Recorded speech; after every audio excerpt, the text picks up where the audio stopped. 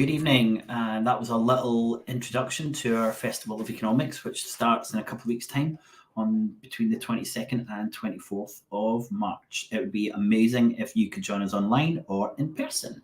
But before we get there, we've got another few episodes of our SCOTONOMICS podcast. This is episode 95. Hello, Kieran. Thanks so much for joining me this evening. Oh.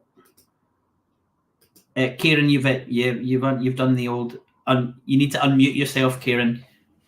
Let me know when you're. Nope, still don't have you. Well, I'll just say welcome to everyone who's joining us. There you are. Yep. Welcome to everyone who's joining us on our platforms for our episode tonight. Hello again, Kieran. Sorry about that. Sorry. So that it looks really exciting, and that's a great introduction to our economics festival, and I hope as many of you can join us. I was going to tell you that there was quite an interesting article in the Telegraph on Sunday about Rachel Reeves, who is potentially the next Chancellor when the Labour government probably get into power. It was quite an interesting Spartan photograph. It looked like she was sitting at the bottom of a swimming pool, and the title was "My Mum Showed Me How to Balance the Books in the Kitchen Table." So it's that kind of terrible, talking about a government as if it's a business or a household, which we all know is just not true. It's interesting. She's the creator of the term "SCOTONOMICS," but she's styling herself as an iron chancellor, it would seem. Yeah. No, I saw that as well, and she looks like she's trying to be very much the type of chancellor that we've had for the last 25 years, and concentrating on this idea of a fiscal framework and when there's headroom to invest in the economy and when there's not. But I would say it looks like there's absolutely no difference between Rachel Reeves and where we are now with Jeremy Hunt. So it's hardly an option as people are going to the ballot box. Doesn't seem like there's much of a difference in opinion or in the framework or anything between those two, which is a huge disappointment. Well, thanks everyone for joining us. We've got a really interesting interview this evening, and I interviewed Russell for nearly 2 hours. I've cut it down to 40 minutes. So it's much longer. I think it's actually about 45 minutes. There's a much longer version of this on our Patreon. And we also cover some of the other issues that we discussed in that big chunk of time I had with him. But we really concentrated on his view, his kind of historical economic analysis of what's gone wrong in the British economy over the last 50 years. It's really interesting. And I think the key takeaway for me is that I think too many people within the independence movement in Scotland, politics in general, are criticising Brexit as if everything went wrong at Brexit, and all we have to do is reverse Brexit and then everything would be fine again. And Russell charts that the economic decline goes much further back to Brexit. So it's a really fascinating interview. Russell is of the left, but he's certainly not an MMT economist or historian. And we had a little bit of a discussion around fiscal frameworks and areas like that. So it's a really interesting conversation. I hope you all enjoy it. Please do drop in your comments and questions, and we'll see you in about 45 minutes time.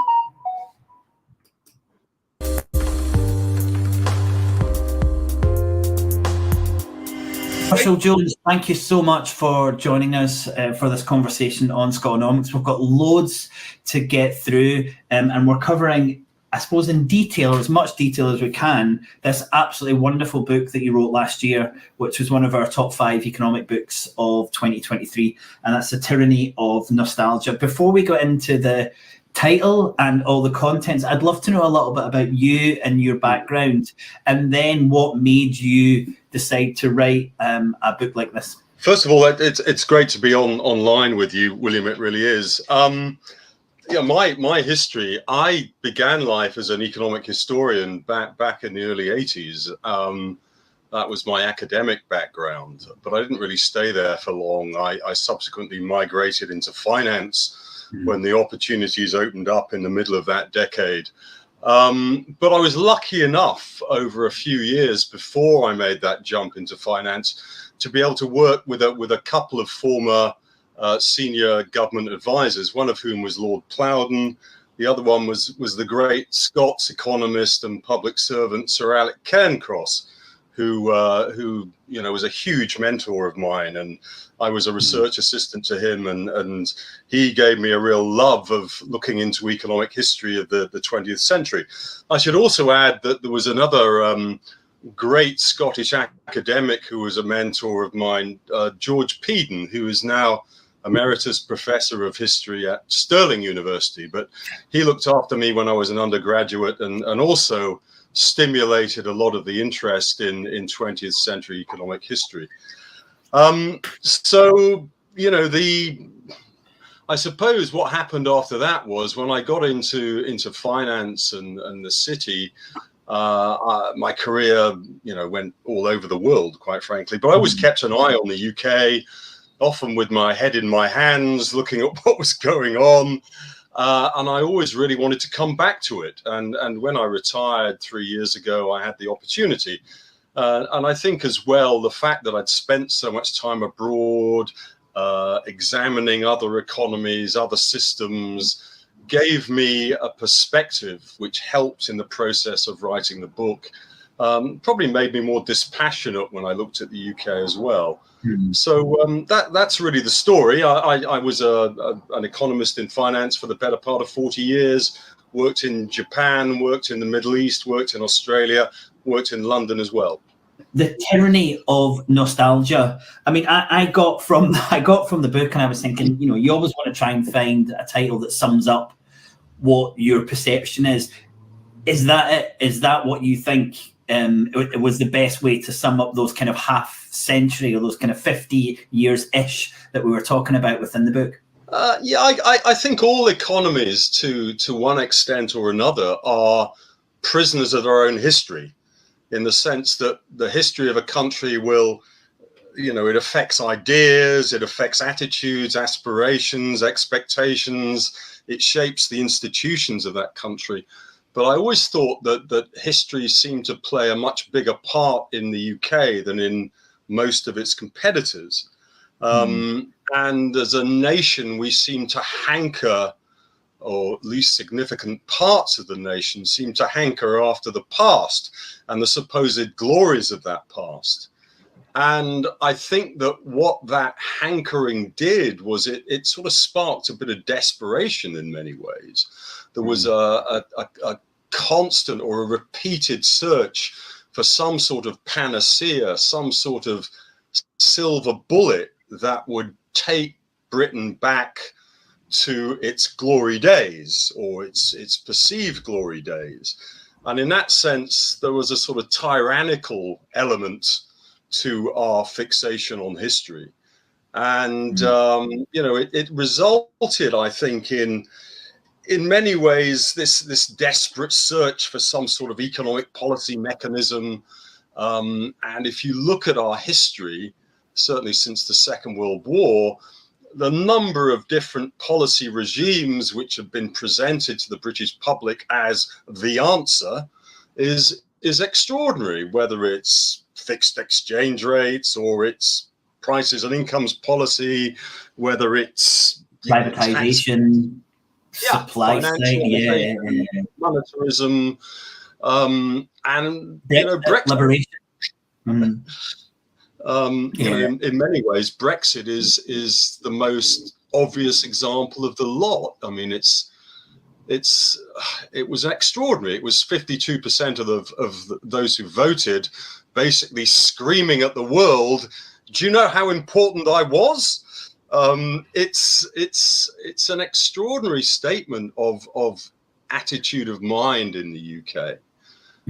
A very good friend of mine said to me yesterday, he described Brexit as the most extraordinary episode of economic self-harm in the last 200 years. He said the only thing that he could compare it to was in 1860, Paraguay simultaneously launched a war on both Brazil and Argentina and ended up losing 25% of its population in the process. And I thought, well, maybe that was a bit extreme, but Brexit was a real emotional spasm. and a desire to get back to some sort of past or perception of the past. There was a line that you said there was too much conceptual inertia and hankering after the glories of the past, and this cast a long and ruinous shadow. To sum up that kind of 50-year period, are you saying that the problems that we've got today are due to mainly looking back to these kind of glory days and trying to find a position again, not even just an economic position, but a political position where Britain seems to be more powerful? I think it has it plays a huge role, and it stopped us looking forward. And I think it stopped us looking so much at some of the more viable alternatives which other countries might have put into practice and into operation. I think it's narrowed our minds a little bit, but I mean, I would hesitate to say it's the one and only reason why we're in the sort of state we're in at the moment, or why we've suffered this relative decline. I think it's it's a very complex set of considerations behind it. But I'm sure that this attitude of mind has a lot to do with it. What decline have you seen, and what decline have you charted in the book, very briefly, over that kind of 50-ish period from the... Well, our economic growth rate slowed. Our economic growth rate, for the most part, has fallen short of our major advanced economy competitors, and a long way short of some of the more emerging economies, although you'd expect that. Our productivity performance has been disappointing. We've probably suffered more volatility in output than other countries have. We have suffered typically a higher and more volatile inflation rate, although there was a period in the 90s and the first part of this century when that was less the case. We have seen our share of international trade, manufacturing, decline persistently. Our importance generally to the global economy has diminished dramatically since the 1950s. We are now, notwithstanding the attitude of parts of our body politic, we're a bit of an afterthought really in the global economy. We don't really pack much of a punch. We're not really listened to with the sort of seriousness that we used to be. The decline has been absolute, I think, and it's also been relative, and it's spread across a lot of the, should we say, the standard metrics of economic performance. We've become a much more unequal society over the course of that period. If you look at metrics of inequality, the mid-1970s were the zenith of the welfare state, and it showed up. We had a very low level, historically low level of inequality. And then starting in the 1980s, we saw a massive increase in inequality, and that's never been unwound. And I think, again, that's something that rather sets us out from the average as such. It's certainly something I would consider is very unfortunate, and has had a lot of very negative implications for our political system and our society in general. So the first chart I'm going to pull up here is the UK GDP, and it starts. The chart starts here. The chart starts just round about when you start talking about the economy in the book, so round about kind of 1950s, and you can see a relatively steady, consistent growth of GDP from the 1950s all the way up to the financial crisis in 2008, and then that period after it, I think, is, it looks very different in terms of GDP. Now on the show we often talk about how almost meaningless GDP is. But it is a nice reference point when we start looking at the overall production of an economy. So before we go into more details and kind of talk through, how does this relate to your story of this kind of gradual decline of Great Britain, considering GDP looks like it's a kind of relatively smooth and steady climb? The 50s and 60s were in retrospect, something of a golden age, notwithstanding what I said about decline in performance in relative terms. You know, we actually did quite well. There was no recession or major recession until the first oil shock in 73, 74. You know, so it was a consistent period of growth. The problem was that everybody else was having a consistent period of growth and they were growing faster than we were. But actually, those 2 or 3 decades, we were doing all right. And, you know, people expected that to continue. The 70s were a much more challenging period. As I say, we got a recession in the middle of the decade. We got another deep recession at the end of the decade. And we seem to have had more and deeper setbacks since that period. And of course, the global financial crisis was a very deep setback indeed. You know, the worst setback that we'd suffered since the 1930s, frankly. So, you know, that chart does kind of speak to what I've been saying to a significant degree. I thought it'd be quite good to kind of start to shed some light on that ruinous shadow that we spoke about at the start. And you went back, you know, we mentioned the 30s there, and, you know, you kind of very briefly cover that kind of pre and post-war period of the 30s and the introduction of Keynesianism, and how kind of transformational that was, not just in the economy, but in economics, and how it reversed all this kind of neoclassical thinking. And you cover that, and you know, it's a really good place to start in the book. And it kind of leads us up to the 1950s. So there was one area that I thought was missing from the context of this look at the economy, and this was the role of the British Empire. So I've got one chart here, and I think this is one of my favourite charts, and people who watch the show have seen this before. But this is effectively the public debt in the United Kingdom. And as you see, it's almost like 3 parts. The first part is before the British Empire, when the government was heavily in debt. The middle part, where the government is in surplus, is the height of empire. And effectively, the government was able to run a surplus because the deficit was being run by empire. And then at the end of empire, which you're seeing kind of post this 2 huge dips there, which are the borrowing during the World War, we start to see the government going into significant deficit again, or borrowing at those periods of time. And the kind of clear historical economic evidence there is that period of empire was the golden period for our economy. And not the only reason, but I would say the main reason that Britain was able to have the amount of wealth and its position during the 18 and the 1900s was because of empire. So that's my perception. So what was the context not to include that when you were looking at that when you covered that in the book? It's a very good observation, William. It is. I mean, in hindsight, and I've thought about this, I think you're correct. It was an oversight on my part. I think empire and the loss of it is implicit in a lot of what I've talked about.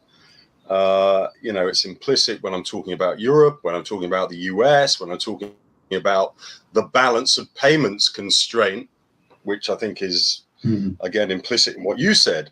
And when we talk about the post-war policy architecture, empire is there, but I think in all honesty, I don't draw it out enough explicitly. There's no doubt in my mind that Britain's supposed glory days, those days that I'm talking about as hankering after, were intricately bound up. They went hand in hand with colonial exploitation. I'm a bit reluctant to say that the end of empire was the cause of our economic decline.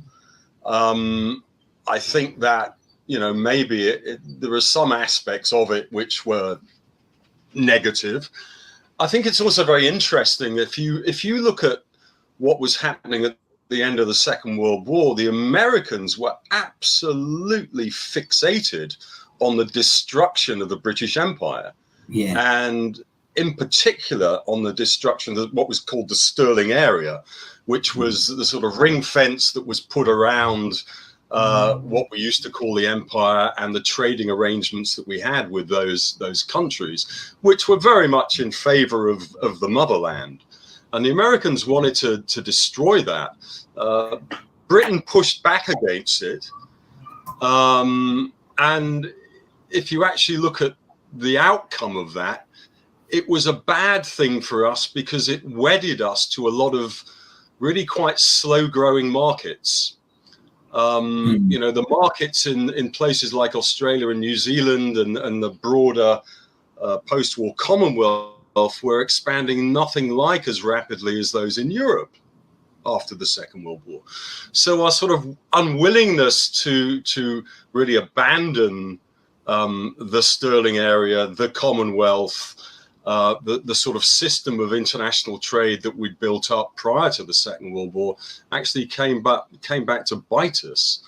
But I think there's a lot of other stuff that's going on which hurt the UK economy, whether it was in terms of industrial relations, whether it was in terms of macro policy regime and the options that were taken. You know, there's a lot of moving parts behind the UK's relative decline. But yeah, I'm quite happy to accept your criticism on that. It should have been brought out more explicitly than it was. Certainly more of an observation than a criticism, because this is certainly something that I think that I wanted to make a more general point of, that when you read economic histories of Europe, any country in Europe, very rarely does it start or even include the huge amount of resources that were stolen, or however you want to phrase it, from other parts of the world to create the wealth that we have. It tends to start from, you know, the intelligent white man who decided to power an engine with burning coal to create steam. That's where all of our wealth kind of starts from, rather than the exploitation before that. So it was much more of a general point.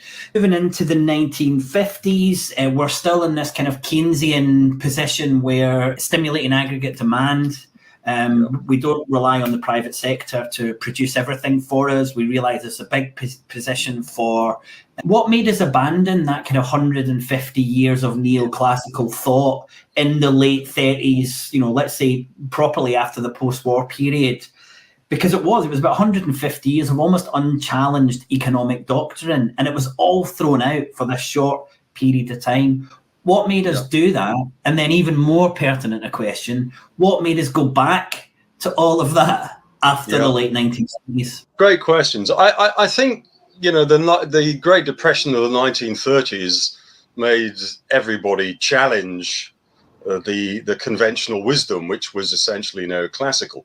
And you know, John Maynard Keynes did a wonderful job at doing that. There's a certain irony that you know, while he was doing that in the 1930s, actually Britain really didn't change its attitude towards economic policy making that much. It was really only after the Second World War. I think what the Second World War did was prove that government can be a good thing. You know, the extraordinary mobilization of the UK economy during that period made people believe, I think, that you know, you could have a different approach to things. And then, of course, you had a Labour government which came to power in 1945, and it applied eventually a number of Keynesian elements of policy to what it was doing, and Keynesianism became the conventional wisdom. Full employment policy became the conventional wisdom. Why did the Keynesian era fall down? I think there's a number of points. First of all, just to go back to the neoclassical model, you know, there is a very powerful internal logic about it. There is an elegance about it. There is a mathematical beauty about it, which certainly appealed to a lot of economists. You know, neoclassical economics, I've always thought, sort of knocks off a lot of the rougher edges of the subject. It simplifies it. It makes it look relatively easy. And I think what that always does is it appeals to people because it can give them simpler solutions. I think it's wrong in that I think a lot of neoclassical economics is sort of Panglossian. It's everything is for the best in the best of all possible worlds, but it certainly appeals to people, and it certainly appeals to people on the right. The freedom of market forces, the small role of government, and so on. And, let's be honest, the Conservative Party is the natural party of government in the UK, or at least in England, let me say, and has been for the last 100 years. So I think there's always a pull towards neoclassical economics as a result of that dominance for the most part of the Conservative Party. Yeah. So that's one point. I think the second point to make is that, the Keynesians blew it. They blew it. They if you look at the 1970s, Keynesian economics left us with high and volatile inflation, volatile output growth, an industrial relations landscape that was a mess. It was a very difficult period for the UK economy. Twin deficits, having to go cap in hand, as the Tories like to put it, to the IMF. I think the Keynesians got carried away. They tried to do too much. It sort of evolved into corporatism. They got too fixated on full employment. They didn't worry enough about the supply side of the economy and the dynamism that you have to maintain. And I think they forgot a lot of the original tenets of Keynesianism. If you go back to what Keynes was initially saying, it was depression economics. It was economics to cure deep recessions and extended recessions. It wasn't really the economics of boom control so much. It was the economics of depressions. And what the Keynesian or the Keynesians who followed Keynes did was try and apply his economics to a situation of what was secular boom after the Second World War. The world economy was growing rapidly. Trade was being liberalized. There was huge technological catch-up with the United States. Europe was rebuilding, Japan was rebuilding, the world was opening up. There were a lot of positives. We didn't really need to be that worried about a repeat of the 1930s. But, listening to a lot of those post-war Keynesian economists, you would have been forgiven for believing that, we were back in the pre-war era, and we weren't. They blew it. They got it wrong. And, by the late 70s, the Conservative Party was once again looking back to neoclassical economics for solutions. The Conservative Party had been burnt very badly by what happened with the Heath government and the first OPEC oil shock.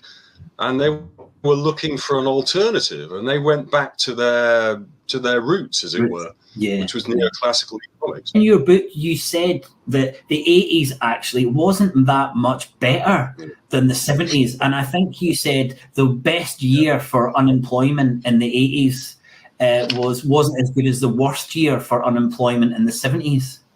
And I just wonder, I wonder if 80s really was that different, apart from the policies that these right-wing think tanks were wanting to happen were actually taking place. What's your perception of that view? I get very angry about the 1980s and the way it's presented, in particular by those who are right of centre, the supposed economic miracle. If you actually look at the facts, the average growth rate in the 1980s was about 2.75% per annum. Okay. Now in the 1970s it was about 2.25%, so not that much difference actually. But if you look at that period, it was an unsustainable boom that was bookended by two very deep recessions. As I've mentioned, it was a period of a dramatic increase in inequality, which we are still reaping the whirlwind from 40 years later. It was a period where the financial sector was liberalized and actually ran out of control, and nobody ever really put it back in its box. It was a period when, and you hinted at this, spending on infrastructure was an afterthought. It was a period when we completely blew the windfall of North Sea oil. You know, back in, I think, 84, 85, North Sea oil output was equivalent to about 3% of GDP. And, you know, the Tories blew it. They stuck it into tax cuts for the wealthy. So you've got instantaneous gratification in terms of election results, and you've got a consumer boom, but it was unsustainable. A couple of other facts which are never mentioned are that the inflation rate in the month that Mrs. Thatcher left office was about the same as it was when she arrived in office, and that was in double digits. Another thing which is never mentioned is that the size of the public sector, I think within a year of Mrs. Thatcher's exit from Downing Street, was about what it was when she took over. So, you know, there are so many myths about it. It was not the period of economic renaissance which it is presented as. Sure, there were improvements in productivity during that decade, and they were quite impressive, but really you could argue, and some people have, that all they did was really take back the ground on productivity that had been lost in the 1970s. You know, it frustrates me, and you know, I remember when Nigel Lawson died last year, some of the newspaper articles which were written around him and what he'd supposedly done, I thought he was an appalling chancellor. I thought you know, it was completely unsustainable. By about 1993, you had Ken Clarke and so on complaining that Lawson had completely undermined the tax base of the UK. And you had to have this 5 or 6 year period of persistent tax increases to take back what he'd given away in the 1980s. I'm sorry, I really struggle with the 1980s as this great period of Renaissance. That is really interesting, because you're right. That's not a popular narrative, and as I tried to kind of allude to there, is that I think that's partly the case because the policies that the centre or the right were wanting to take place happened in the 80s. They didn't in the 70s. But I don't think, you know, from reading your overview in the book, you look at the 70s and you say a lot of problems here, some good things, and you look at the 80s and say something very similar. It's not like there was this kind of clear 70s bad, 80s good, and I think that came across really clearly in the book. I think you've explained it even better there. And what I'd like to do now is start to look at some of these kind of neoclassical ideas, and I think a really good place to start is the financial crisis in 2008. So we'd had this market liberation, we'd had this neoclassical and sort of neoliberal couple of decades, globalization at its height, and then we got to 2008 and there was this massive crisis. And a lot of people, and I don't think just kind of heterodox economists or commentators, but I think even mainstream economists thought it's kind of time for a change here. Things are likely to change. This has been such a shock to the system in 2008. Yep. So could you explain what happened to the mainstream economic narrative post 2008? And let's say, just take us a few years forward. How different was 2008 to let's say 2015? The first point I make is I was very surprised at what happened after the crisis. I thought that there would be a shift back to some of the older, more Keynesian ways of doing things. If you actually look at it, I mean, the resort to Keynesian economics probably lasted barely a year. You know, it was that period in around the G20 meeting in 2009 where Gordon Brown, with the help of the new President Obama, sort of corralled everybody in to pour money into the IMF and help the underdeveloped nations, and also not to do too many stupid things on fiscal policy. But it really didn't last long.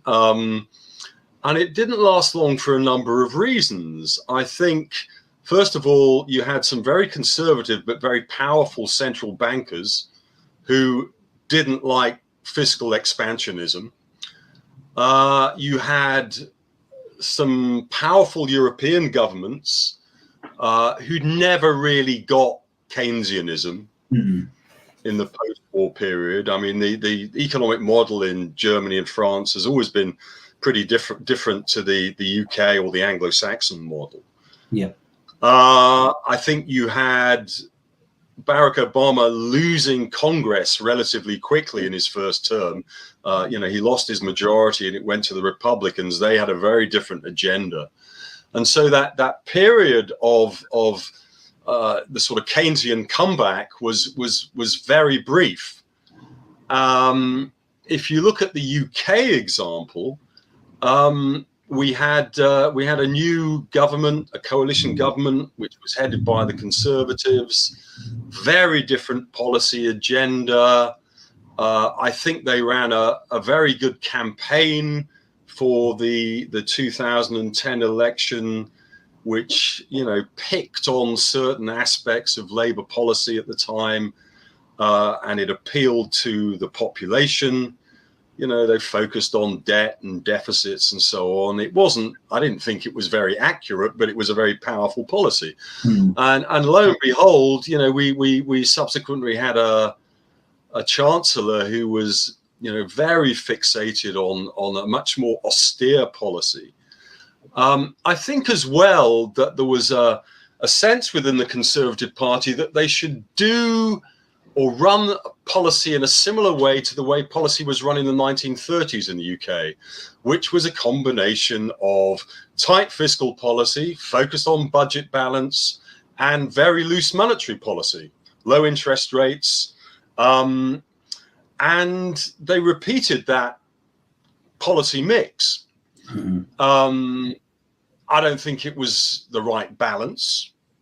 I think there was far too much austerity and far too much reliance on the central bank to carry the can. And that pushed the central bank into doing, some stuff that was a bit questionable. Yeah. It certainly was policy that had costs as well as benefits. Yeah. And it looked like neoclassical economics had failed in 2008. Yeah. And, I think you even had someone like Alan Greenspan say, we didn't see this. And the reason we didn't see this is because our models didn't include money. These kind of things that if you said to the average person in the street, they thought you were winding them up. Right. But, there was no credit. We didn't look at credit. So how could we see it coming? Because it wasn't even measured. And for me, looking back in that period, I was actually working for the Council of Mortgage Lenders and the British Bankers Association at that time. So I was right at the heart of that kind of how is the industry and regulators working together to solve this problem. At no point did anyone ever really question the economic fundamentals that were underpinning the way the economy was perceived or measured. And that's looking back, you were still in the financial services sector at that time, but why was this never even considered as an opportunity to look at the fundamentals and change them? Goodness me, I was actually at Lehman Brothers for much of that period, actually. I hate to admit it. That's a firm you may remember. Yes. I did get out well before the end. I think we have to go back to the liberalization of finance in the 1980s. Now, there needs to be some perspective here in that the early 1980s, the UK financial sector was antediluvian relative to the United States. It needed a kick up the backside. It needed to be deregulated to some degree. There needed to be more competition and so on. We needed to start to, if you like, employ some of the products which are available in the US and so on. But it went too far, and it was a period of reform which just became embedded into people's psyche to such a degree that they couldn't believe that it could be wrong or that there could be anything wrong with it. So, the major government accepted just about everything that the Thatcherite settlement had done on financial liberalization, and so did the Blair and Brown governments. And in fact, one of my criticisms of the Blair and Brown governments is that the system of financial sector oversight was really not fit for purpose in the early part of this century. Yeah. It fell between too many stools, and I think Labour sort of swallowed the neoclassical orthodoxy of the time. Absolutely. Efficient markets hypothesis and all this stuff. There was too much credit. There wasn't enough or wasn't decent supervision of the financial sector, and it got a little bit out of control. I became at that stage a great believer in the economics of Hyman Minsky. I wish I'd known about it a bit earlier than I did. But I think there were some important things done in terms of, macroprudential policy and, the desire to try and make the financial sector safer by putting in new institutions and new regulations around debt and mortgages and so on. And I'd give Mark Carney a very big pat on the back for some of the things he did, not just in the UK as governor of the Bank of England, but because he was head of the Financial Stability Board, which was a sort of a global group of central banks. And he helped put in place some important changes on macroprudential policy. Yeah. But as Minsky himself said, the longer you get into the upswing, the more people kind of forget these things, and the more they want to start unwinding regulation and doing stupid things again. And lo and behold, by the end of the second decade of the 2000s, we had a US government that was undoing a lot of this stuff.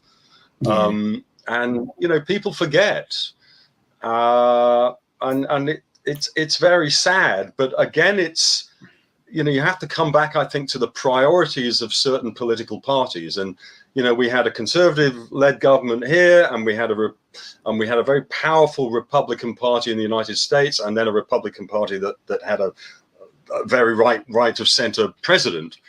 And a lot of the good stuff that was done on financial regulation was forgotten or unwound, or people just didn't take it seriously anymore. Finish on exchange rates, because I was reading your book, and if I'd been a Martian and I'd started reading this book, and exchange rate was so important to the UK right through, whether to go on the gold standard or come off the gold standard, and whether to enter the European exchange rate mechanism, or when there was a consideration of going into the euro in the late 80s, and then again in the late 90s. It was exchange rate, and then all of a sudden, when we get to like 2000, no one cares about the exchange rate. No one talks about it. It doesn't really seem to have any kind of impact at all in policy. And I just wondered, kind of, is that just my perception, or is that the case? And then I found this kind of chart that says that, the exchange rate, and I've just pulled this exchange rate between dollars and pounds up. In 1975, you could get $2.50 to a pound. Now there's almost parity. It's 1.2. And this seemed like a huge problem, but for the last 20 years, we've never really spoken about how little the pound can buy compared to what it was a generation before. Has this narrative on exchange rate disappeared, and if so, why? I'm not sure I'd take the argument as far as you have, William. I think that the exchange rate is still very important, because the UK is a very open economy.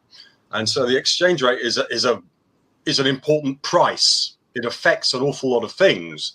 And I think it has intermittently come back over the last 35 years. I mean, the Liz Truss episode is a classic example of that, when suddenly there was huge concern that sterling was going to drop through parity against the dollar. So it does come back intermittently. But what is clear is that since the ERM crisis in 1992, we have not tended to have an exchange rate target in the way that we typically had for a lot of the post-war and the pre-war period. I come back to this point that, you know, we were at the center of the international financial system until certainly the mid-70s.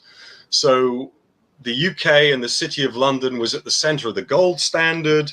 We were then second in importance under the Bretton Woods system behind the dollar. We had obligations towards people who held reserves in sterling, blah, blah, blah, blah. I think that what the ERM did, or when we got blown out of it, was to put policymakers off focusing too much on the exchange rate for an extended period. It was such a sort of searing experience that it was left alone. I mean, I remember seeing on the news, you would see the picture on the screen of where it was within these little bands, and you would see it kind of bobbing up and down, and it would often lead the news, you know, close to you know, the pound is close to the top band of the exchange rate mechanism. Then there'd be it was such a huge thing, and as I said, it doesn't seem to be anywhere near that center of discussion that it was back then.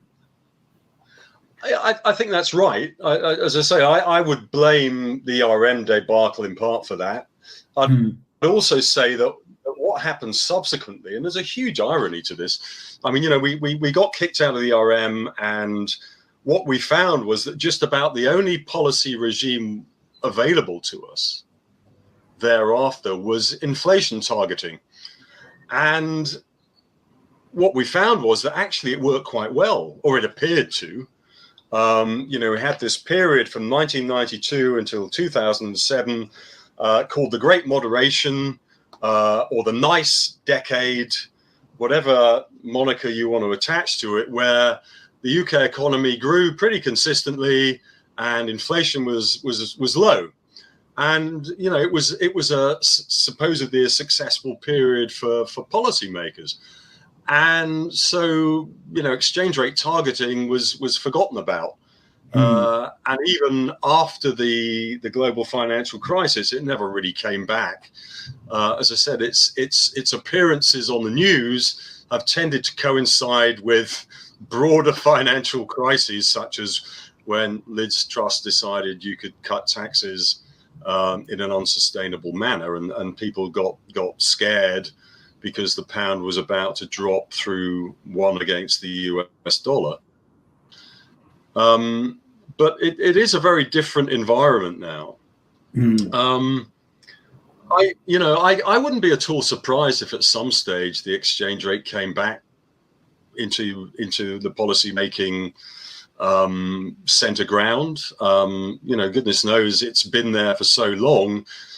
We shouldn't rule it out, but at the moment, I don't think it's likely, but it could well happen at some stage in the future.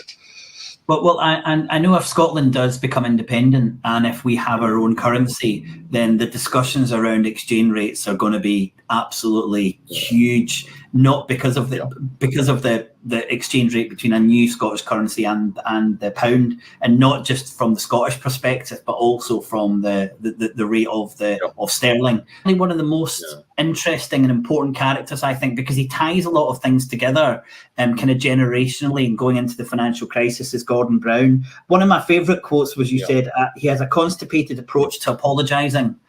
And I think that probably sums up my impression of Brown. But can you tell me why he's such an important character and what we kind of learn about the British economy through looking at him? I have to say, I actually borrowed that line from my friend Alistair Campbell, who knows Gordon very well.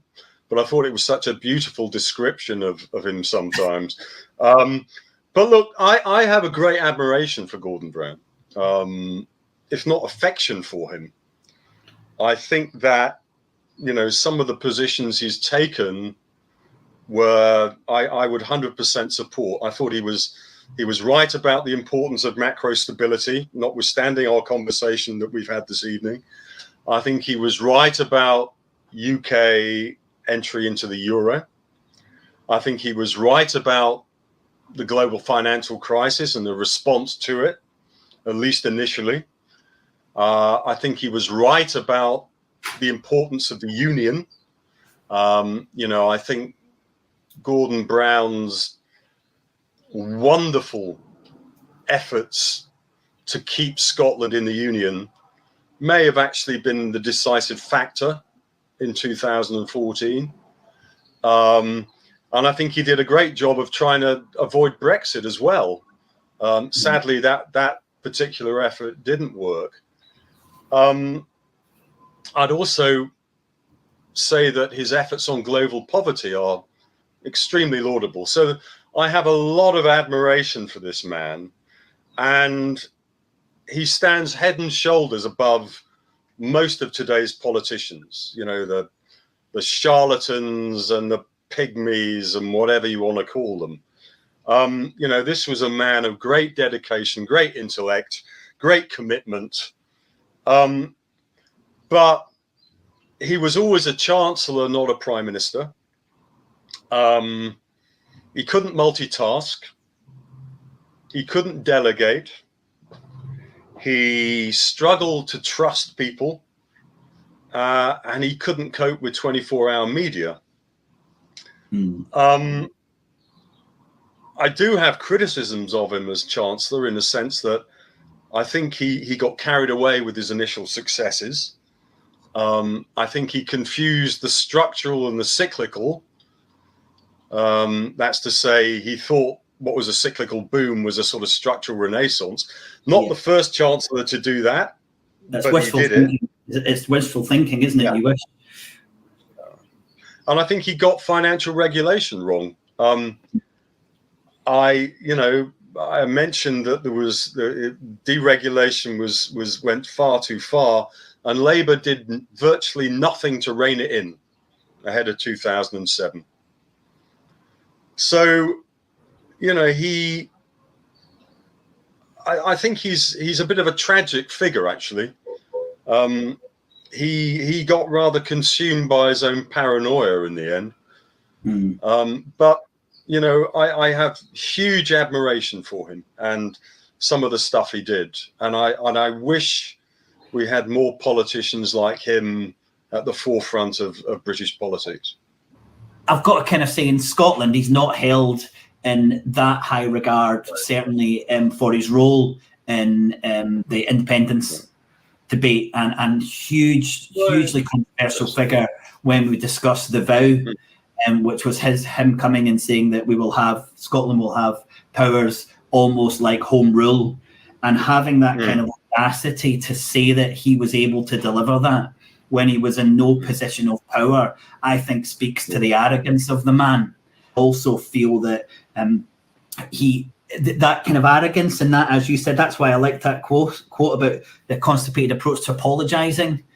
I don't think you would get someone like him saying, do you know what, I was wrong on regulation, I was wrong on my role.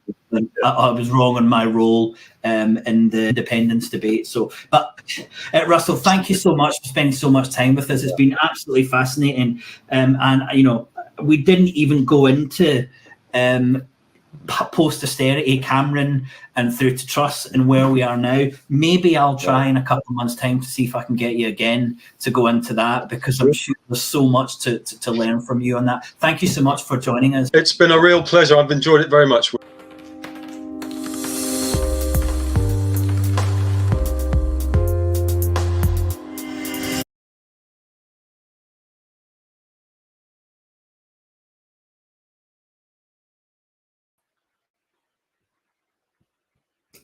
Hello, everyone. Hello, Kieran. I hope you enjoyed my interview with Russell. I thought it was really interesting to have his perspective on Scotland, a little bit on Gordon Brown towards the end, and also the great majority of that conversation around the reasons for the demise of the British economy.